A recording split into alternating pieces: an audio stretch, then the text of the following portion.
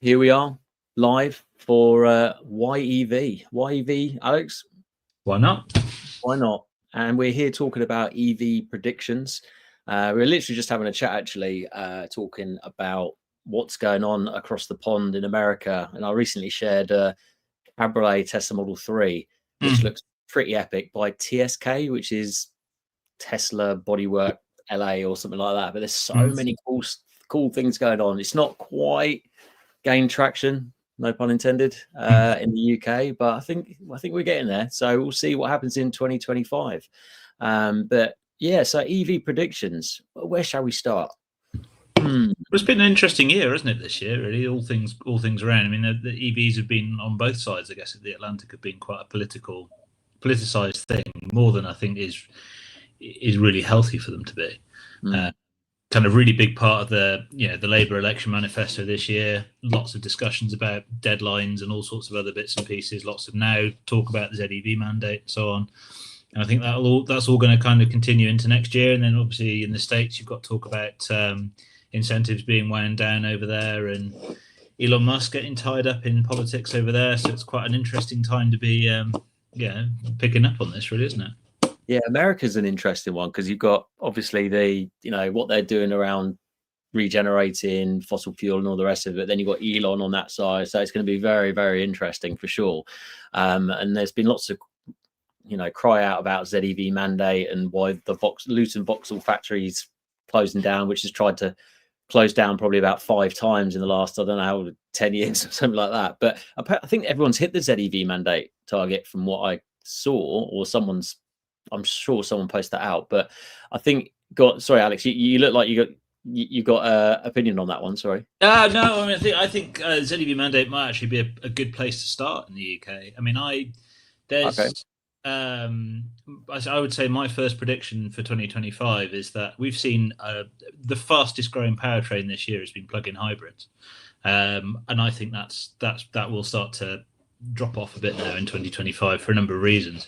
I've covered this briefly, I know, in previous podcasts, but you can earn carbon credits for your non-ZEV sales in the UK and then count towards your ZEV targets or a share of them. And it's quite a complicated process, which I won't go into, but the amount that you're allowed to count towards it whittles down over the next few years. So for the first part, obviously, there's been a kind of, I guess, an incentive to sell lots of plug-in hybrids in the UK, especially if you're not going to come close to your ZEV targets. Those advantages wind down next year. Plus, in January, you've got the start of a new Euro 6. When you say wind down, what's happening to plug-in hybrid incentives then? So, no, in terms of how much you can count towards the ZEV mandate goes down from next year. Right, got you. Okay. On top of that, you've then got a few other things that are happening. In Europe, you've got the start of a new Euro 6E emissions standard. Within that, you've got a revision of the way that they treat the CO2 advantage for the electric range. So essentially, you don't get as big a CO2 advantage for having an EV range. It's kind of assuming you do more driving on the petrol engine or the diesel engine than previously. They're reckoning that could double the CO2 output of certain PHEVs. And with that, obviously, that will mean that some of them will drop outside the best incentives that you get in the UK and in Europe, because we follow the same, despite Brexit and stuff, we follow the same type of approval scheme, right? If you get a car certified in Europe, the CO2 emissions are the same as they are in the UK. So there's going to be that'll start to come in from January, and it will apply to all new registrations 12 months later. So over the next 12 months, you'll start to see CO2 emissions will rise quietly for all of these vehicles. On top of that, you've then got, this is a small fries thing, but when you register those vehicles, you have to pay an extra £100 from April onwards. And obviously vehicles registered from April onwards, if they're going into company car schemes, which 80% are registered to companies, which is a bit of a fuzzy term. Some of those are private contract hire, things like this. It's not company car fleets in the same way, but a lot of them are going into company car fleets. You get these massive hikes in company car tax from 2028. So if you're ordering vehicles next year, you're going to start to find drivers look at it and go, well, actually, in the last six to 12 months that I've got this vehicle, I'm getting this massive tax hike. And though it's lower than other vehicles, that's going to, I think, push people to kind of go, well, I'm on the fence as to whether I want an EV or not.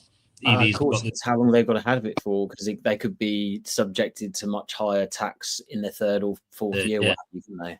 And it's going to hit the ones that will hit hardest are the ones that currently get the best incentives. So your stuff like your Golf GTEs and so on, where they're getting 80 miles of range. Yeah, it's pretty impressive. It's pretty impressive the range they're doing on hybrids now. I must admit, really impressive.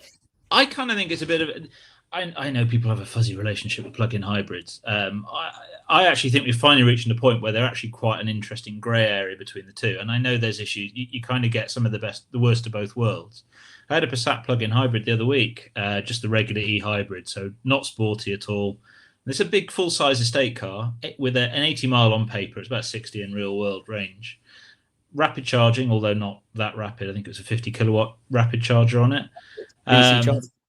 And it was capable of sort of 50 odd miles per gallon once the electric range runs out. And you look at that and you kind of think, well, if you're a long distance driver, at what point does the cost of running that vehicle on petrol for those rare journeys actually, if you're a diligent user, you needn't plug it in every day, because 80 miles is actually quite a lot of range for a lot of people.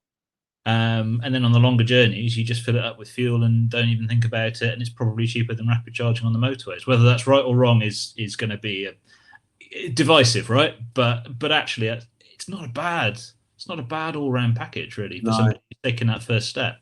No, I mean it's not ideal that you got the heaviness of the battery or the heaviness of the it's not essential, but I suppose for people that maybe have got less opportunity for cheap charging and only got charging at work, and all the other things that are affecting EV take up, then it's understandable.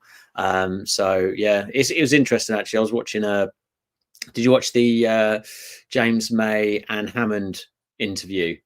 Yeah, I'd recommend people watching that, because although James May is quite an advocate for EVs, there was quite a lot of good realities in there. In terms of, if you're in London, you've got a terraced property, it just doesn't work for having an EV. And I know there's a lot of people out there that say, oh yeah, but you can charge on a rapid or, close by. It just costs too much, really. And, if you're buying a new electric car, majority are still more expensive electric than petrol. Yes, there's some circumstances where there are cheaper ones, and the used car market is absolutely amazing for EVs at the moment. I've been spending far too much time of an evening trying to find an EV for my missus, which is doing my sweet in, but even more so my missus. But you can get a hell of a lot of car for 12 grand now, a hell of a lot of car with good range, fairly decent charging. You can get a blooming Tesla Model 3 for 12.5 grand, for goodness sake. So it's getting there. And I think, with all these company cars trickling down into the used car market, it's just going to, if the EV appetite isn't there, it's still going to bring the prices down, and it will start, I'm sure it will start climbing. So it will be very interesting to see what is going to happen for used cars. So I'm going to think about a prediction for used cars with my knowledge and background, and hopefully I can get it right, because I do like to try and get predictions right. But yeah, no, it's the company car with the hybrid. I mean, I would say probably a year, maybe 6 months and more ago, I was so anti-hybrid, but I could understand it. I can understand it working for some people. It just is a bit of frustration when it could be actually the only fact that they're only using, the petrol engine maybe on a long journey once or twice a year. And is there a way that they could maybe use public charging EV and benefit from the efficiency at home if they've got a driveway and the company car tax? So, only someone else can make that decision. But I think as long as you've got all the ammunition and all the information in front of you, and if anyone's got any questions about that sort of thing, hi Fox Anthony's, how we doing? Then please, please ask the question. That's why we're here. We're trying to help people. We're trying to put that balanced view across, and hopefully be entertaining at the same time. I think it's interesting, isn't it? I mean, there's that home charging thing. I mean, we've got our e-Rifter, which is not a particularly long range EV, and I know I've talked at length about our wonderful bus. But last year, through the summer last year, I had an Astra plug-in hybrid. Nice car, but kind of from about 35 miles of EV range, and it was on the charging point all the time. I was always unplugging the Astra if I wanted to plug the e-Rifter in, And the e-Rifter, I mean, the e-Rifter gets charged about once a week, once every 10 days or so. Maybe more like once a week, whereas the Astras have to be charged every couple of days. But Right. that is, I guess, the issue with plug-in hybrids is you can end up just having to plug the bloody things in all the time. And I think that's what's kind of when you have that range of kind of 60, 70 miles, you don't have that sense of just having to plug it in constantly, you know? Yeah. Really early ones. I mean, like 330E, I remember going up and down through Wales in this. What do they like to drive? I've never driven one. Are they right? They are lovely to drive, but they have a thimble-sized fuel tank and quite a thirst for fuel. So they've got about a 9-gallon tank, and they get through it at a range of about 30-ish miles per gallon. Once you run out of EV range, and the early ones were only offering a range of about 15 to 20 miles. So I spent the whole week just plugging it in, charging it, putting fuel in it, plugging it in, charging it, I did about 800 miles in it in a week, and I was like, this you can't. With a tank that size and that sort of efficiency, you can always get to a destination, but you usually have to fill it with fuel to come home. Like if you do any distance in it, even if you're doing like 150 miles, you kind of then go, well, actually, I'm kind of coming close to running out of range on the way home. So I had range anxiety on two fronts with it, and it was just, I don't know. They've come along quite a bit since then, but yeah. So Fox and Funnies has put level 2 public charging needs to be the same as household electricity price and much more of it. Just give each customer an RFID card that links to the charge your home electricity bill. That's a really good idea, actually. I like that. Good shout, Fox and Follies. Were you talking about cars just then? I was thinking about another program watch recently. It was a Car Wow. You got to love a Car Wow video. Although Matt Watson, you can take him or leave him. Probably leave me more than him, but there we go. But they did an SUV test, which was really interesting. They did the new Porsche Taycan, the Polestar 4, the Ford Explorer, the ID4, and the Tesla Model Y rear-wheel drive, long range, and there was something else. Can't remember. But the Tesla, I mean, the fact that it's an older car did really, really well. Matt Watson obviously loved the Porsche, although it was like double the price of everything because it had a million options on it. But he liked the Polestar the most. The Polestar did really well. Like it beat the Tesla. I mean, it had like 20 kilowatt hour battery, bigger than the Tesla, but it did bloody well. But the efficiency wise, it was impressive. The ID4, sorry mate, sorry VW fans. It was so bad. Yeah, and the Ford Explorer, this is funny. The Ford Explorer was a better spec car for less money, and it actually went further as well. So it's basically the same car, isn't it? Yeah, absolutely. So yeah, that was interesting. There was another car though. What was it? Oh, it's the Kia EV6. Yeah, it's the EV6. I think I saw the thumbnail for it. Yeah, it's worth. I watched it all the way through because I was interested to see how they got on. But yeah, the EV6 came like third from bottom. Well, actually, no. You could argue the Tesla came second, the Polestar came first, and then the Macan actually kept with the Polestar in terms of range. Because they've both got 92 kilowatt hour batteries, give or take. But yeah, you know, me being a Tesla fanboy, the Juniper Model Y is coming soon, so it'd be interesting to see how that fares against the same crowd. So, but yeah, in terms of predictions, back to the actual theme. It's always good to have a red herring or 10. So, what do we think? What do we think about pricing? Because I mean, all the OEMs are, up in arms, and they're not making any money, are they? I mean, there's a danger that a lot of these OEMs are, dare I say it, are any of them gonna go pop? Do you think? I mean, it's looking likely that. I mean, Nissan. I saw some stuff about Nissan recently. Didn't look too rosy. They got their new Nissan Leaf coming out soon, which just looks like a SUV version pumped up of the Leaf. They need to get that right. If they don't get that right, they're in dire straits. They are toilet. Yeah, they are definitely toilet. I think there's a risk that I say a risk, depends how you view what you view as a risk. I think there's going to be some OEMs that will disappear from the UK, whether they go pop altogether or not, I don't know. I mean, you have to wonder how people like Suzuki are going to manage, because they're in that awkward middle ground where they haven't got lots of plug-in hybrids to drag the CO2 down, but they're actually producing some quite efficient middle of the road cars. I don't mean the product. I mean the actual sort of CO2 is probably, in real world terms, is actually probably pretty good. They're all Toyotas, though, aren't small they? Cars. I can't remember. Yeah, I can't remember the model, but the Toyota Corolla hybrid yeah, estate is exactly the same as the Suzuki hybrid estate. And I remember going in 2 taxis when I was in Germany this year, and it was like, obviously, you can tell inside that the Suzuki is not as good as the Toyota, but yeah, if they've got a 4 as well, they do a RAV4 called the Across, which is also which is the RAV. Yeah, they do a Suzuki version of the RAV4 plug-in hybrid. okay, yeah. But yeah, if they've got to rely on Toyota to give them some sort of EV. Sorry, I didn't even read out Mad Scotsman. Sorry, the Electroverse card is good for that as it comes off the Octopus Energy bill. Oh, interesting. I'm not on Octopus, but if I was, that would be a good shout. Thanks for sharing. I think they're in dire. I mean, Honda aren't. Honda, yeah, I was going to say, and Mazda as well. Sadly, I think it's a sad position to be in. I mean, they all do good cars.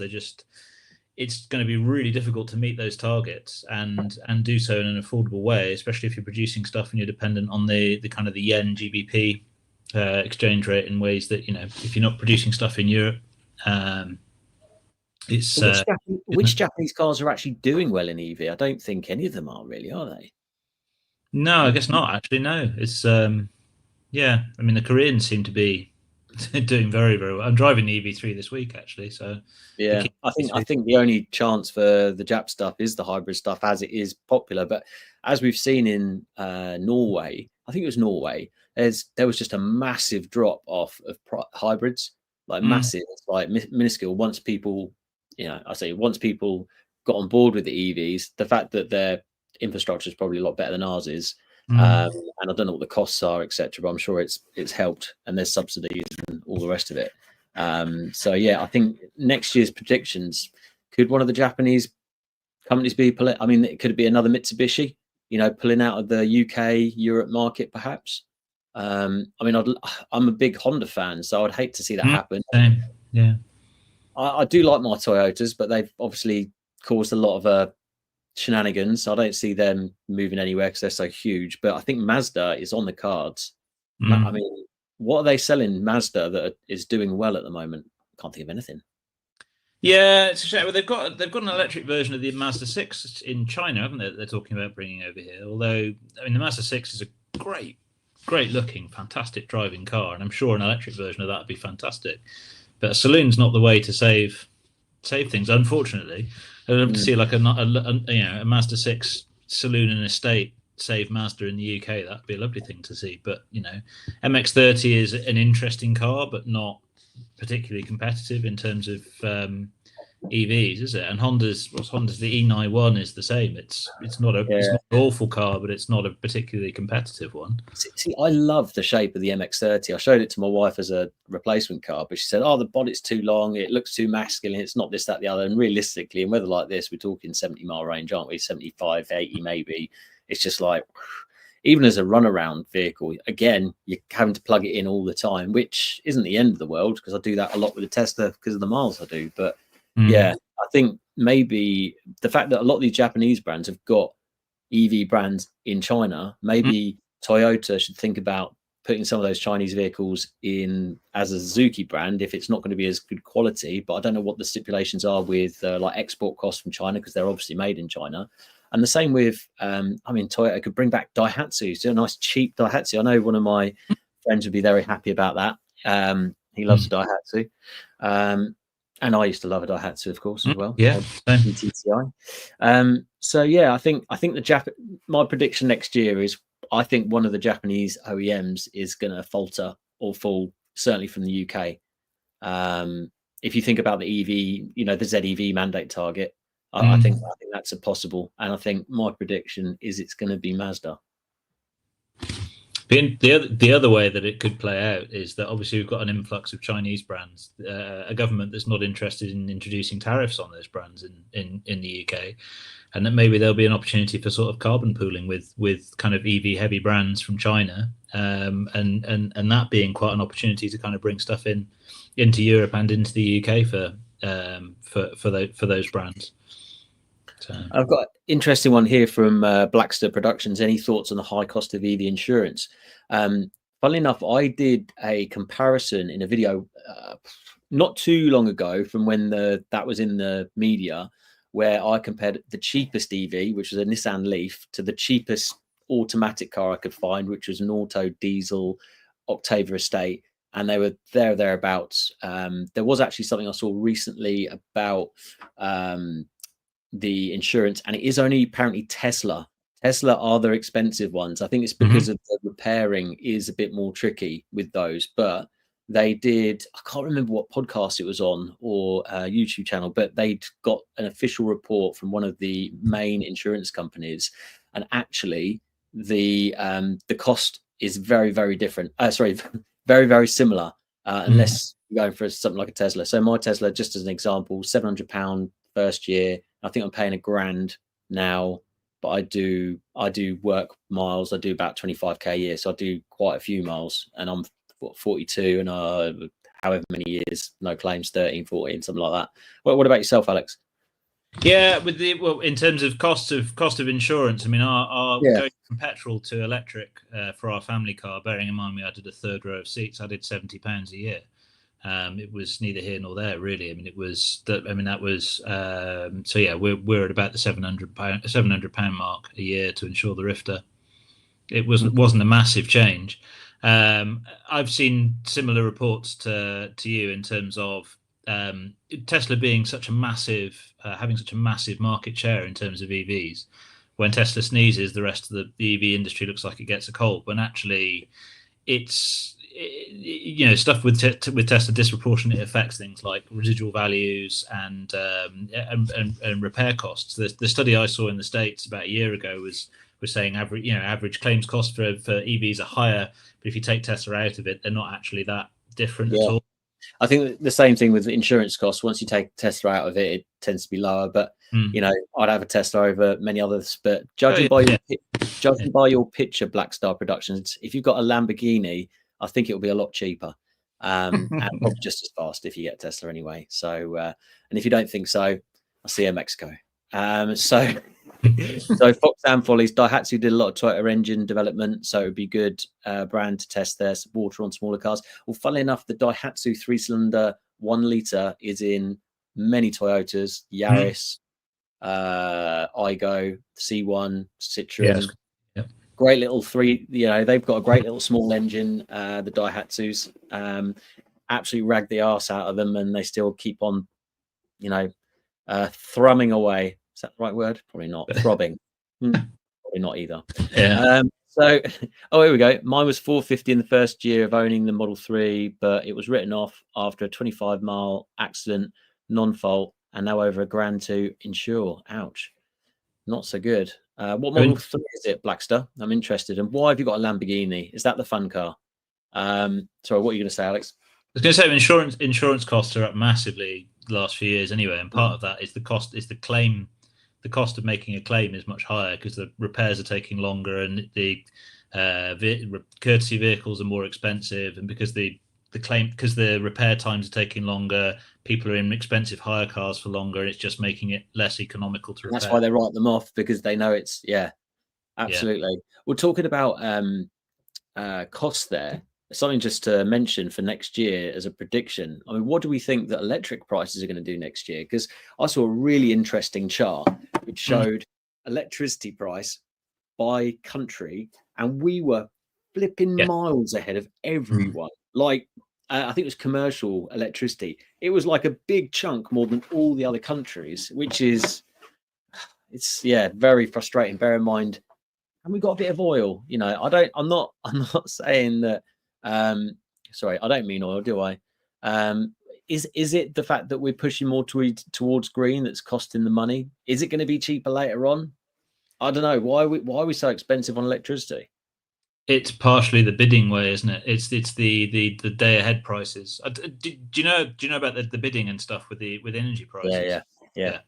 So you end up paying for the most expensive, and the most expensive is ordinarily a fossil fuel source. So when you get a spike in demand as you get more of in winter, you use more fossil fuels, and it drags the price up of you end up paying fossil fuel prices for cheaper renewables, which is nuts. That's crazy. Yeah, because ultimately it should be cheaper eventually. Obviously, the infrastructure costs a lot to put in and all the rest of it. I've noticed Blackstar's got a long range 24 Model 3, which if that is the new shape, have you or Blackstar, have you seen the new unplugged performance body kit that they've done? The front splitter and everything. Oh, looks absolutely mint. Sorry, I'm getting all Tesla'd out now. Let's move on. Yes, 1KRAF. I have it in my Syrian. Syrian. Oh, I didn't know you had a Syrian. My friend who's the Daihatsu nut, he's got a Rally 4 Syrian. So a rare beast. It's slowly not getting back on the road at the moment. So we'll have to give him another prod to make that happen, but glad to have another Syrian on board. Funnily enough, I did see an old shaped Daihatsu Charade with a DC motor in the other day. Yeah, a bit of DIY EV conversion. Looked all right. See, surely a Daihatsu Materia has got to be an interesting EV conversion. Is that the thing that looks like a bit like a Scion? Yeah. A what? Sorry. Looks like a Scion. It's a boxy thing. Looks a bit like a Nissan Cube or a Scion. Oh yes. Funnily enough, there's that exact car in Higham where I live, and it's dropped on some decent wheels. I have memories of driving up the 4-lane section of the M1 south of Peterborough in one of those, and this car full of lads pulled up next to me, and it was brand new out at the time. It was like one of the first ones in the UK express car, and it was a Calpol purple color, and it had light up. I think that the dashboard was meant to look like a boombox, and it had light up speaker grills and all sorts of things. I was just driving along in this car, thinking, "Oh, this is quite cool." And this car, lads, Citroen fast. Like, no taste whatsoever. But that'd be, or a Copen, electric Copen would be. There's a Copen. You wouldn't get much battery in it, but yeah. There's a Copen. Well, yeah, true. There's a Copen down the road, which looks like some sort of special edition. I've never seen it before. It's silver with like a white roof and different wheels. I don't know if he's chavved it up or her's chavved it up, but yeah. But I don't think they're terribly. I don't know how reliable those Copens are because you don't see many about these days, and I don't know what they're like to drive. They're fun, really good fun. Really? Yeah, more fun than they should be. They're not very fast, but they're just one of these chuckable, willing little cars that just. I mean, I haven't driven a proper one. So the only Copen that I've driven is the newer one with the 1300. That's technically wouldn't be a Kai car. So I haven't driven the turbo, the little 650. Was it 650cc one? But yeah. Hang on, wait a second. Busted. Yes, I'm sat here surrounded by cat toys and stuff. So yes, I'm. Calpol, yes. Gotta love a bit of Calpol. Tastes so good. Yeah. It's quite good for the throat if you've got a sore throat. I find that's what I found when didn't find anything else in the cupboard. Anyway, so more predictions. So electricity costs. Do we think it's going up or down next year? Down, but not much. And I think that's going to be another thing actually that leads into another prediction on that is that I think we might start to see some names also disappear from the public charging sphere. I wonder if we're going to start seeing some of the networks tie up. We're seeing an awful lot of pressure in terms of kind of complaints about the prices of charging in public. And there's also been some pushback from the charging networks in terms of, look, this costs a lot of money to put the infrastructure in, and it's quite hard to make money out of it. So I'm wondering if there's going to be a change in terms of the dynamics of that market over the next year. Certainly the start of it.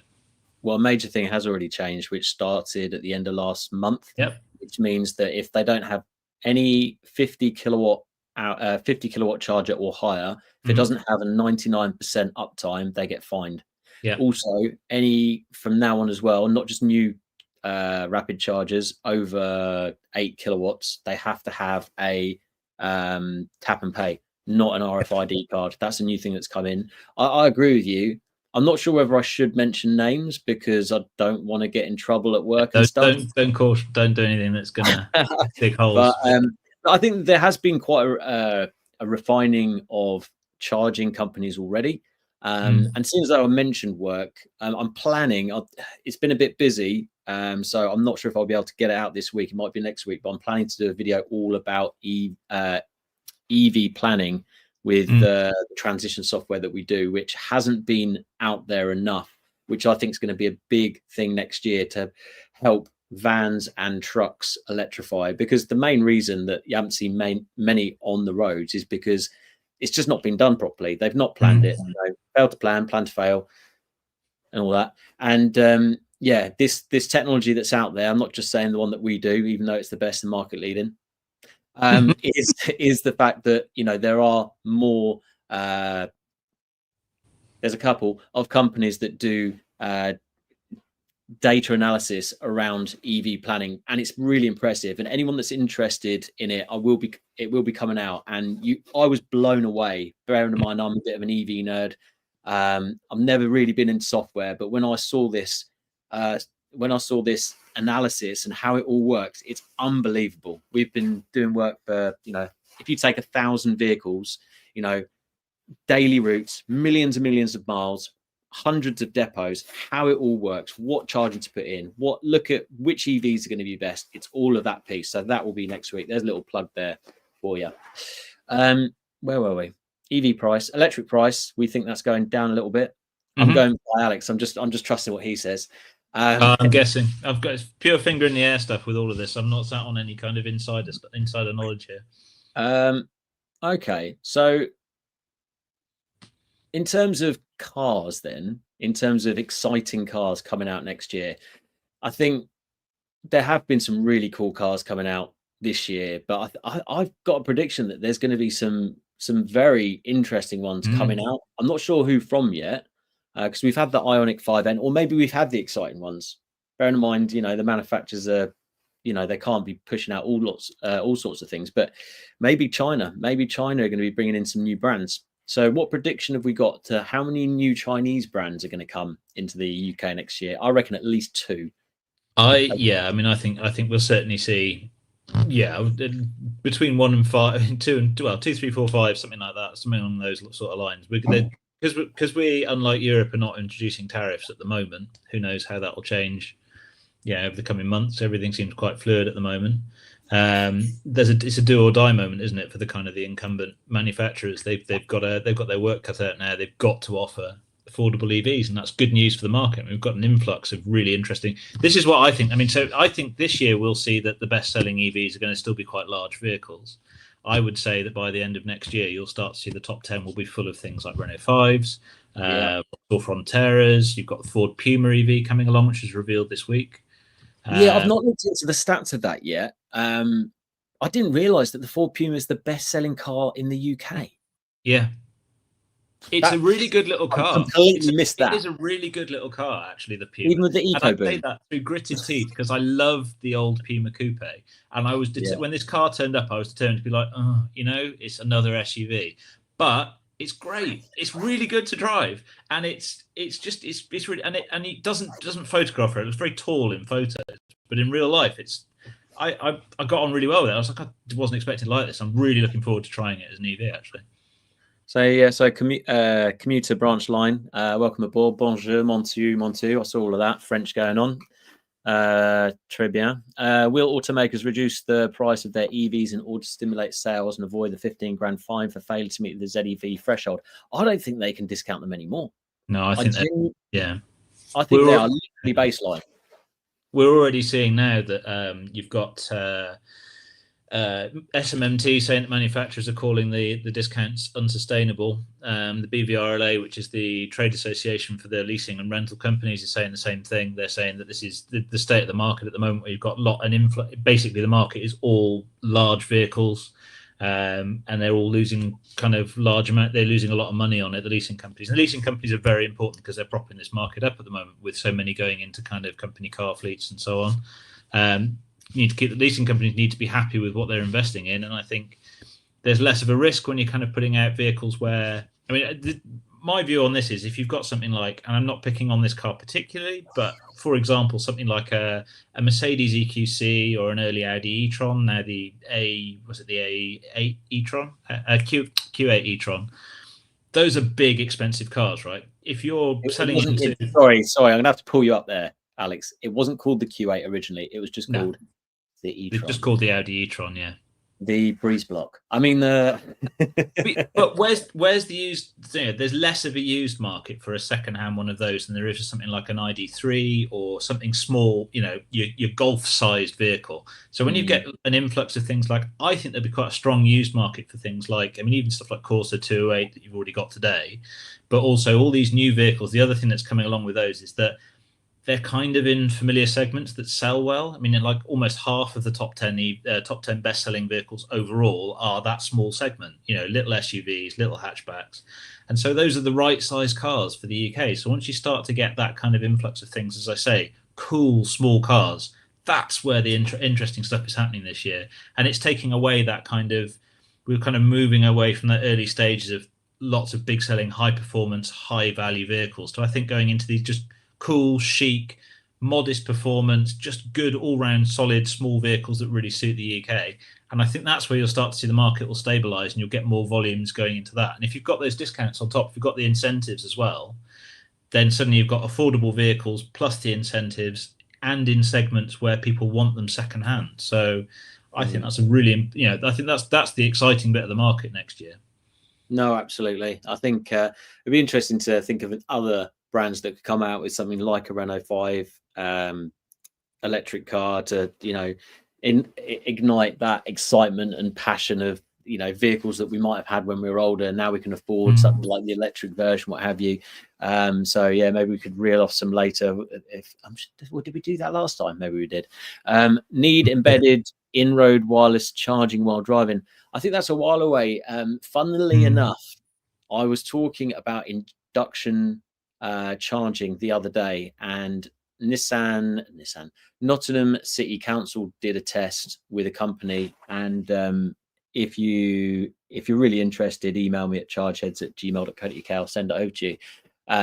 They did testing for that, and it was 93% efficient, which is pretty amazing, depending on how close the battery was to the plate. And there's a different type of metal that you can use to make it more efficient. Because I was talking to a customer, and they were talking about you know, using induction charging. I think it is. It's the obvious future. Will it happen next year as a prediction? I'm not sure. I don't think so. Not on highways, motorways, or roads. But I think maybe at certain places. I mean that. But it's the cost. You know, I think they're struggling with what they've got at the moment. Taxi ranks, police cars, I mean, roadside pursuit cars. Can you imagine those little, you know, when you get the site on the side of the motorway, you can imagine you having a wireless charger in there, ready to go, you know, just park the car over it. And when you ever get a chase, you just drive off without unplugging. I think that's quite a, yeah. And yes, I do. Nice. What does e-tron mean in French? It means... And Foxhound Follies has put, appears to be stump. Means manure, doesn't it? E-tron. E-tron. It's with an accent, it means manure. E-tron. Well, say no more. Yeah, it's a bit like, that's the other one, is ChatGPT in French is quite interesting as well. Have you seen that? What's that? ChatGPT is how you would pronounce ChatGPT if you were French. ChatGPT is cat I farted in French. So it's a slightly unfortunate thing as well. But yeah. No, brilliant. I wonder what's the X one? I can't remember what it's called now. Grok. That's right. I was using that actually for my next video to help me with some content. So not sure what Grok means. Maybe someone can look that up if they really need to. Okay, so predictions on what else we can think on the prediction side. I think just to round off what we were mentioning earlier. There you go. Is it going to work? e-tron third. Yeah. I think next year that there will still be a lot of people who are not meeting their ZEV mandate targets. I think there'll be a massive. I think EVs will. I think what we'll see with plug-in hybrids is you'll see a polarization. Is that you'll see probably some growth in HEV and regular hybrids. Your full hybrids. I'm not using the SC term because I don't. Yeah, and I think you'll then see a lot of people will then go straight into EV rather than getting caught in the middle ground. So I think it'll divide the market, but I still think that you'll find the next year that people will not meet their ZEV mandate targets. I think it'll still be a tough year for the industry, and I think there'll still be pressure to change the targets, and I hope they don't change. Actually, no, I mean, I hope that they come and see me, and I'll help them with it with our EV transition tool, Alex. And otherwise, they're done for, to be honest. Computer branch line overhead power cables could work well with buses and trucks, a bit like old trolley buses. I think it's cost of infrastructure. I think that the buses are there now, the chargers are there now. Let's get them in. Let's use the data of the ICE vehicles to look at the feasibility of certain buses. I'm going on about it again, sorry. But yeah, I think it's possible. I think it is possible. So turd indeed. So I think it's the low-hanging fruit by a lot of companies has already been done. They've probably overspec the batteries, they've overspec the charging, but now it's the more challenging stuff, and that's where you need insights, transition data tools. I can't help myself. I'm literally stop it, Tim. I'm getting into the mode to do the video later. That's what it is. I haven't got a beer handy to take a drink of every time you mention it. That's It's Sunday. Not quite the same with the Coke Zero, No. Well, I've just ordered some Impossible Brew. See how I get on with that. Have you seen that? It's supposed to be like non-alcoholic, but kind of gives you a bit of a feeling like you've had a beer. Okay. So I'll let you know how I get on. It's like £3 a can if you buy 10. So it's pretty expensive, but it's pricey. Anything to drink less, especially over Christmas period, is probably not a bad thing. So there we go. Where are we now? So we talked about electricity, van and HGV. So as soon as we talked about HGVs, and I'm going to try not to talk about Zero Dynamon's EV transition software tool, is that megawatt charging is coming next year. Yeah. And also trucks that can take megawatt charging. I mean that is a big thing. Whether they've got the power of the places where they've got those chargers, that's going to be a big thing. And this is where battery is going to come in to help with the peaks of that big power surge at one point in time. I mean, there's the battery industry is going to be absolutely having it away, I would say. And there are some companies that I've been speaking to. I mean, there's amazing technology going on now. It's not just NMC batteries in battery storage now. It's also LFP. There's a certain company with very up-to-date battery modules, which is very exciting. So yeah, the technology is really coming along, and there's so much going on in ports as well at the moment. They're trying to decarbonize the ports. So I think battery technology is going to is already becoming cheaper, but I think it's going to be becoming even more common out there. Hopefully we get rid of those diesel generators at some of these public charging stations and start putting in some batteries, because start taking advantage of the night rates to fill it up and all the rest of it. So yeah. So we spoke about HGV vans. I mean, BYD have got a van coming for next year. Who else have got vans coming for next year? Obviously the new e-Transit's already out, the new Sprinter. There's a little e-Transit as well. Is it e-Transit Connect? It's got the same motor as the Puma. Or is rumored to have. No. Ford have got a compact e-Transit, which must be the same one as the Volkswagen based one, the Caddy. But yeah, that will get an electric version next year, built in Turkey alongside the Puma. Okay, interesting. I was watching, talking about Ford. I saw that VW and Ford, obviously they've got their van together now. Yeah, so that would be an interest to see how that goes. I didn't know that. I saw a video recently that the more recent VW transporters have got a wet belt as well, which isn't going to bode well for multiple miles of vehicles. What can we hang on, computer branch line, is there an education piece missing for a member of the public? I meet a lot of folks at chargers who are completely clueless about using public charging infrastructure. But I must admit, I just get so bored of myths and education. It's just like it's out there. I think it is out there, but I mean, we're hopefully educating people. If anyone's got any questions, great. I don't know, I just get a bit bored of watching it. I suppose it's because I already know it, maybe in most occasions. I'm not saying I know it all. there's an efficiency piece, isn't there, in terms of, I don't mean energy efficiency, but time efficiency with chargers that I think people could kind of stress. I've heard a few people I know. A friend of a friend was like, "Oh, they bought a Volvo XC40, so it took it 12 hours to drive up to Glasgow in it." And I was like, "Well, the only way that you'd have that issue is if you'd stopped halfway and fully charged it." And my friend went back and asked, and that's exactly what they'd done. They'd sat at a rapid charger until they got to 100%. The problem is when you get lots of people who don't know that, and they turn up at chargers and they hog them for a long time, you end up with a few queues, especially around things like Christmas and so on. And you end up then with issues where people expect to see that at the next one, so they overcharge a little bit and it just snowballs, right? So yeah, there's definitely an education issue. I know we spoke. I was going to say, I know I've spoken about it before, but I don't think I spoke about this particular thing, but I saw a AA. It was a Maxus T90, which is the pickup truck, and this guy, he'd not charged it before. He was sat there at 96, 97%, sat there just yeah, it's nearly done. I'm like, oh, please, what are you doing? Yeah. But, and this goes back, what I was going to say, to what the fact that only certain EVs have that function where it will tell you how many minutes or how many kilowatt hours you need till you get to your journey. And this is, I would say, essential, using your sat nav and having a car that actually tells you that, or an app that tells you actually how much charge do I need. Because ultimately you don't want to be charging much at a rapid charger, because unless it's like Tesla off peak, because it's going to be so much more expensive. So you want to do like a petrol station services thing where you only put a certain amount in. It's exactly what you should do. And I think that's the analogy I think needs to be shared. Maybe I'll put that on a TikTok account and it'll probably get some negative feedback, but who cares? I'll whack it in there just as soon as we've mentioned it. Oh, here we go. Overstay fees past 9% should be standard rapid charges per minute payment. I think it pretty much is on Tesla. I think it's 80 or 85%.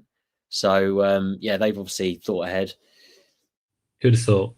Who'd have thought?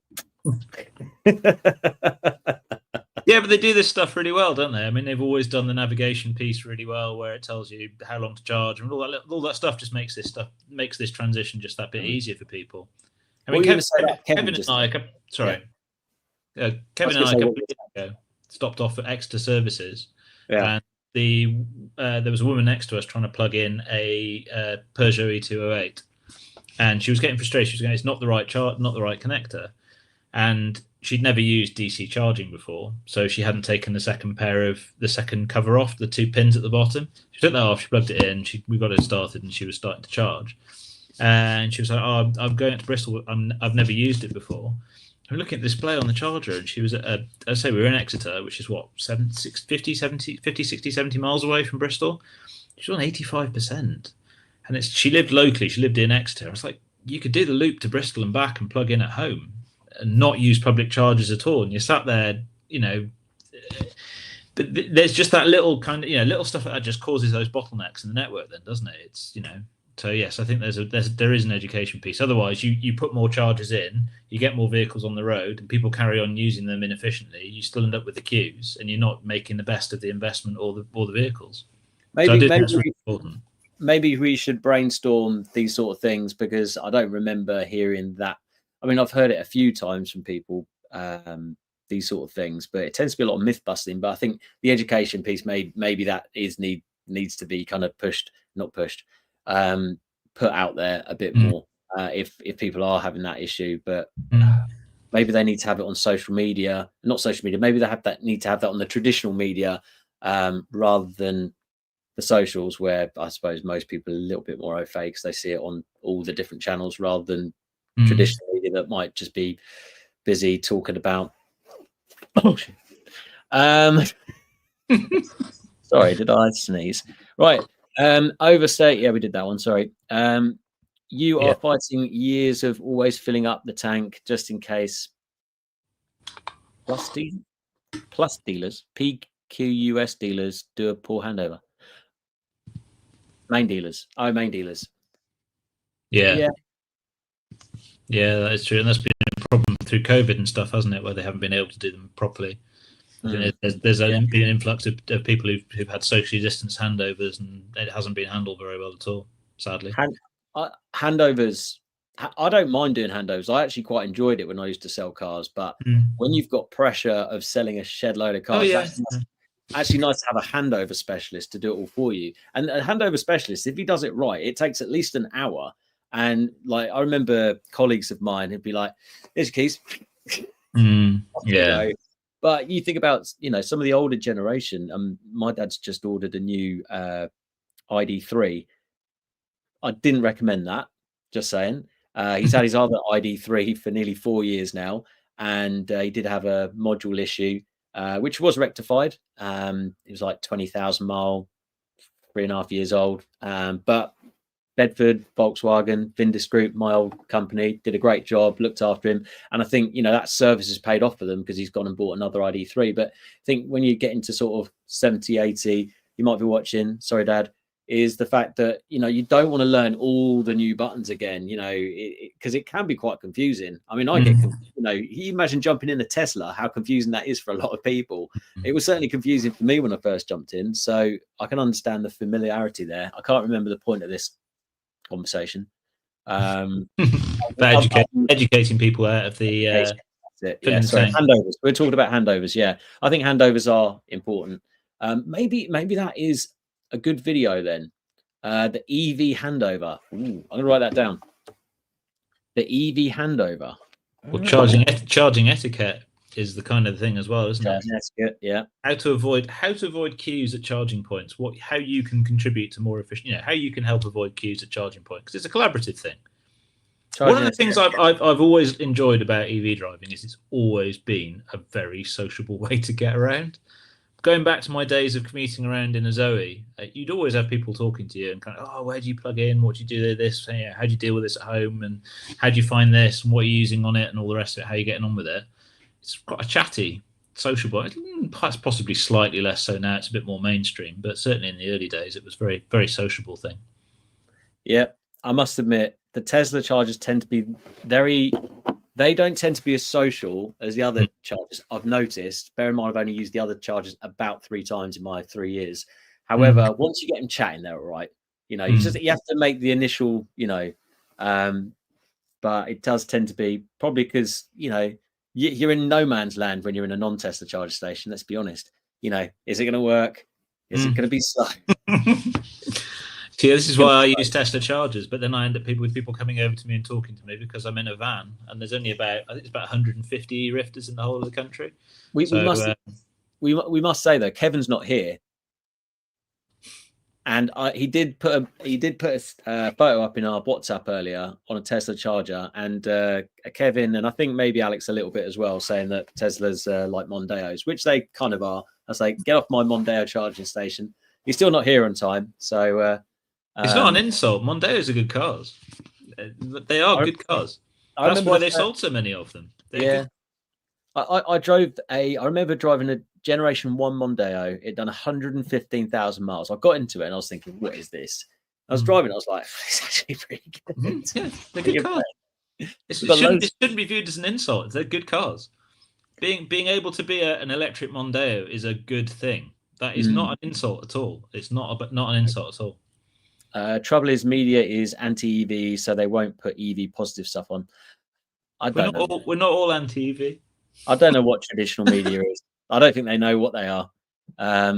So yeah, the CPOs need to make simple 1 to 2 minute YouTube videos on how to use their equipment. If you ask me, opened up quickly by scanning a QR code. Well, there are chargers on the market with screens, like bigger screens, Autel G1, which I used to sell. And yeah, this is a great opportunity, not just for this is how, this is a recommendation, this is how, and then they could put a nice advert on there and make some money that way. But I've not seen many companies do that yet. No, same. Dealers definitely don't do enough for new owners. They haven't got the money, they haven't got the margins. They just minute. Oh, yeah, okay. Foxhound Follies, imagine asking the Daily Mail to do a centre spread on efficient EV charging. Yikes. Yep, totally agree, commuter. There we go. A good handover is least of your worries when you're under pressure from the sales manager. I get it, but it stores up issues for the end user if the new driver doesn't have a clue. Absolutely. It's too true. 20% to 80% for daily driving. Absolutely. I'm trying to keep my Tesla between 45 and 75 at the moment because they're supposed to help longevity, supposedly. I remember back in 2013, I picked up my Leaf in Halifax, driving back to South Wales. I got to Gloucester Services about 10 p.m. and a random bloke from Eco City phoned me and asked me about my trip. Oh, gone to those days, man.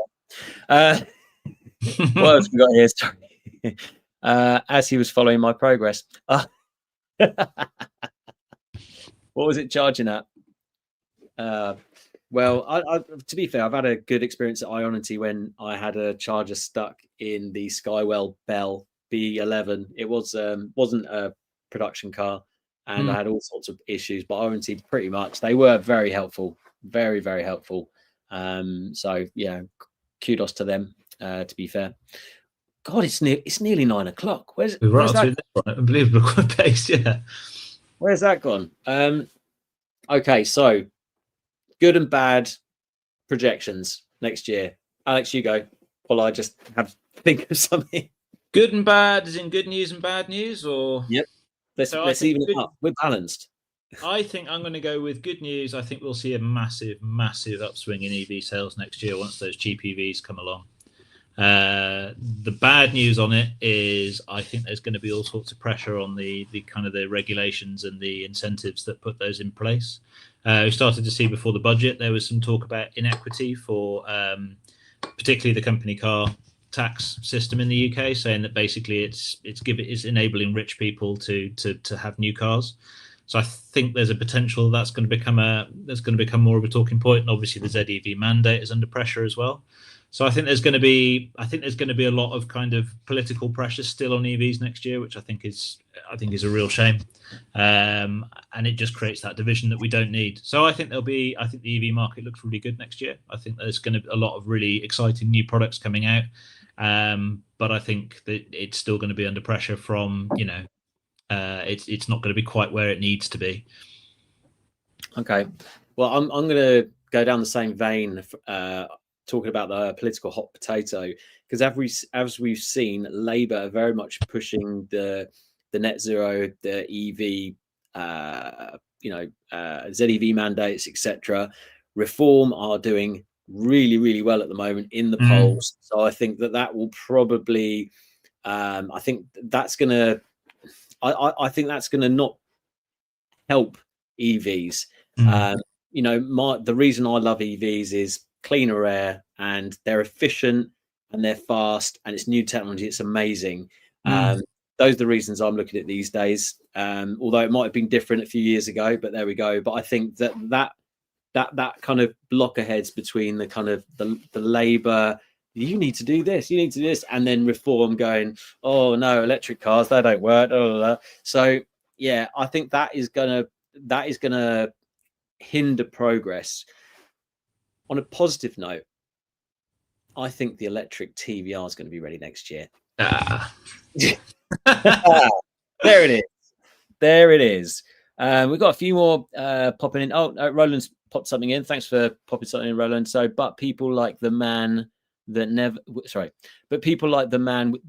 would never ever recommend an EV, feels entitled to always charge to 100%. Home charging times are always extended. Tesla at least help plan the route, keep you moving. Absolutely. So what we've taken from this actual podcast today is not only Tesla the best, but also you need to do lots of EV planning. And Alex, what have you taken? That's what I've taken from this. What have you taken from my EV predictions? Is there anything that you've kind of thought about or that's enlightened you during this session that we've had? I think it's what I always say is that I think it's a grey area. I think there's way too much kind of people saying it's brilliant and everything's fine, and there's way too many people saying it doesn't work, it's junk, and it's never going to happen. The truth is towards the positive, right? There's loads of good news to talk about, but let's be realistic about some of the challenges and let's solve them. Let's tackle them head on. Let's meet in the middle. Let's actually have positive discussions about it and stop treating this like something that's got to be black or white. There's progress to be made, but you can't solve the problems unless you accept that there are problems, and there are still some issues to solve. But on the whole, really positive. I think at the moment. I think next year is going to be good and going to be positive. Good news for the for EVs. I think you've nailed it, like Jerry Springer with a final thought right there. Alex's final thought. There's no one running on the stage that's going to attack me for doing whatever to their whoever. There we go. EVs are becoming more mainstream. Have you seen Yanni from Yanamize driving his left-hand drive Cybertruck? I haven't, mate. Thanks for highlighting that. It's had a lot of traction on YouTube with Tim Schmee. Not a massive fan of his channel. Funnily enough, you talk about Yanni. Every time I think of Yanni, I think of a video, and I whacked it in one of my videos once where Matt Watson did a acceleration boost on the second run of a drag run that they did on Carwow. And Yanni was just like, yeah, I'm going to win in my Porsche again. And then he was like, yeah, I'm going to win. And then he looked to the left. He was like, what? Because the Tesla was a lot quicker than it was on the first run and beat him. I love that. That's my favorite video out of all the Carwow videos. Yanni's reaction. Drink. Tesla. This needs to be talked about. Yeah, that's a good shout. 150 getting involved. What do you mean? Sorry, 150. Me 150. The what? Sorry. Continuation of the previous comment. Shmi 150. Tim Shmi 150. Oh right, yeah, 150. I got it. Sorry. It shouldn't be them and us. Most of us have been petrol heads in the day. Absolutely. I'm still a petrol head, but just I'm a bit more selective these days. So there we go. I was thinking straight away of MX5, and Electrogenic have just done an EV conversion kit for one. Yeah, I saw that. Haven't put how much it is yet, and I have asked to have a drive of it. And I know the Electrogenic guys really well because they were going to do the TBR originally, but unfortunately they didn't want to use used parts and make it used. So is what it is. Oh, you do? Oh, it's good. Well, go back and watch them. Anyone that hasn't watched all 266 videos on Chargeheads, get started. It's Christmas time. Right, guys, thanks very much. Alex, I really appreciate your time as well. It's a shame that Kev couldn't make it. And we'll see you guys next week. Don't forget your Christmas jumpers. So I have to see if we've got to find mine. It's disappeared somewhere, but yeah. Spoil yourself, mate. I can see one with a Rudolph and a shiny nose. That'd be good. That'd be good. Good night, chaps. Take care. Bye. Cheers.